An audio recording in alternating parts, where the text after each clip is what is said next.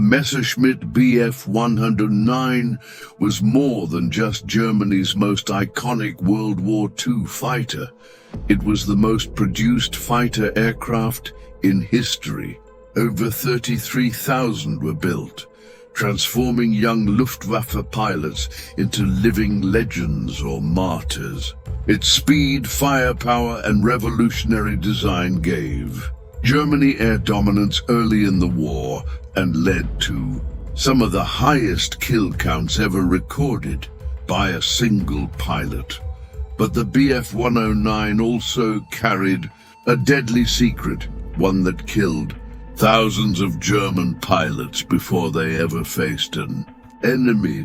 Born in secret after World War I, the Treaty of Versailles banned Germany from having an air force, combat aircraft, or even fighter designs.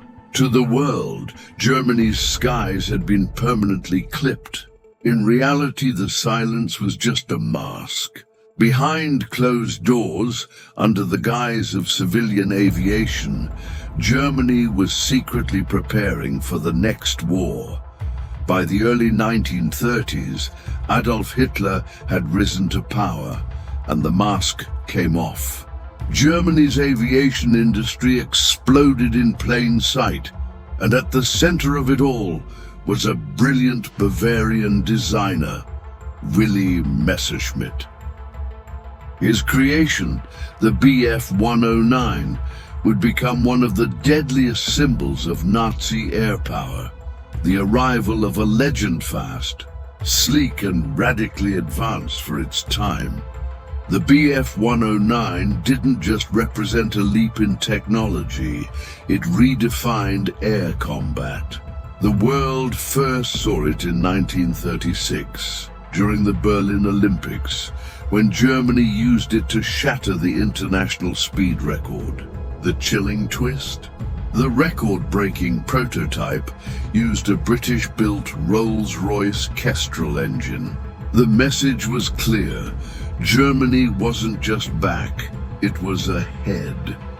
By 1937, the Bf 109 was fully operational, boasting all-metal construction, a closed cockpit, and retractable landing gear, while other nations were still flying wood and fabric biplanes.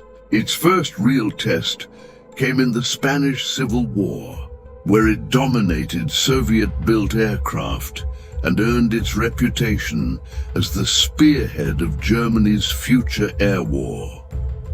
War machine of the Blitzkrieg.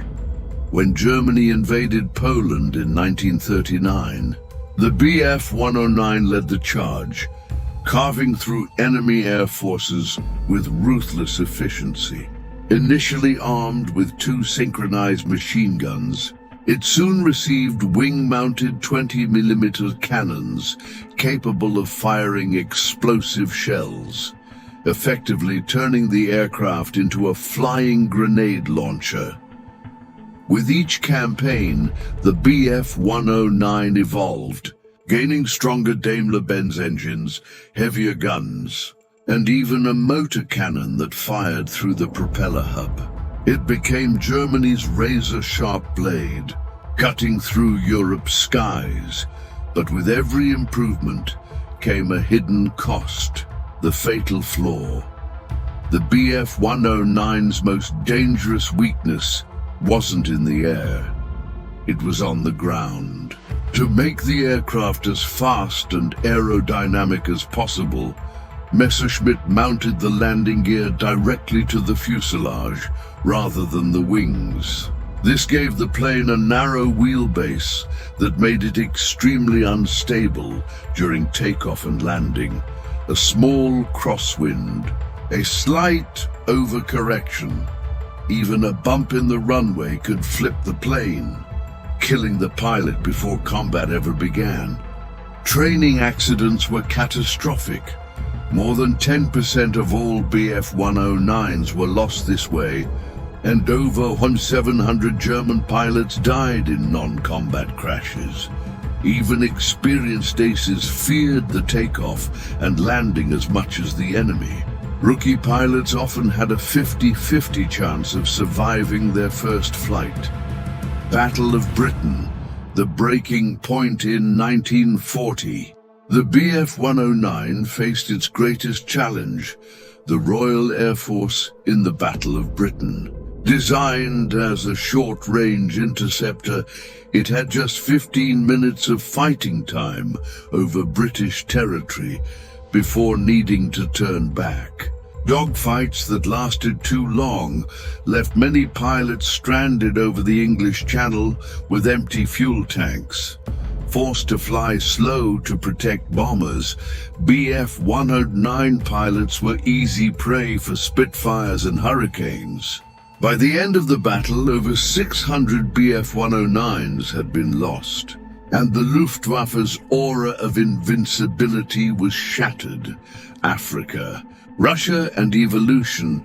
The war took the Bf-109 to North Africa, where it had to be modified with tropical filters and camouflage to survive the desert's brutal conditions. But its landing issues became even more dangerous on rough desert airstrips. Then came the Eastern Front. Operation Barbarossa unleashed the updated Bf-109F variant, faster, lighter, and equipped with concentrated nose-mounted guns. Against outdated Soviet aircraft, it was devastating. This was the era of legendary aces like Erich Hartmann, who scored 352 victories, the highest in history. But Luftwaffe pilots never rotated home like Allied pilots did. They flew until they were dead, captured, or physically unable to continue. Each mission was a roll of the dice, and even after surviving hundreds of dogfights, many died during landing accidents caused by that same unforgiving undercarriage, the Gustav, and Germany's desperation. The most produced version of the Bf-109 was the G, or Gustav, with over 23,000 built. It featured a powerful new DB605 engine and heavier armament, including 30mm cannons capable of destroying Allied bombers with a single hit.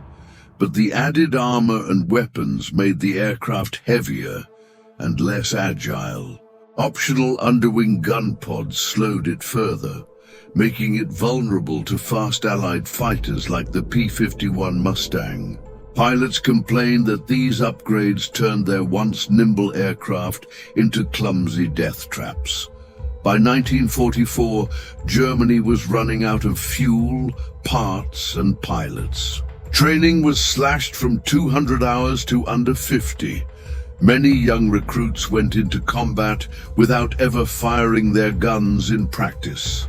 Crashes during takeoff and landing killed more pilots than enemy fire some weeks.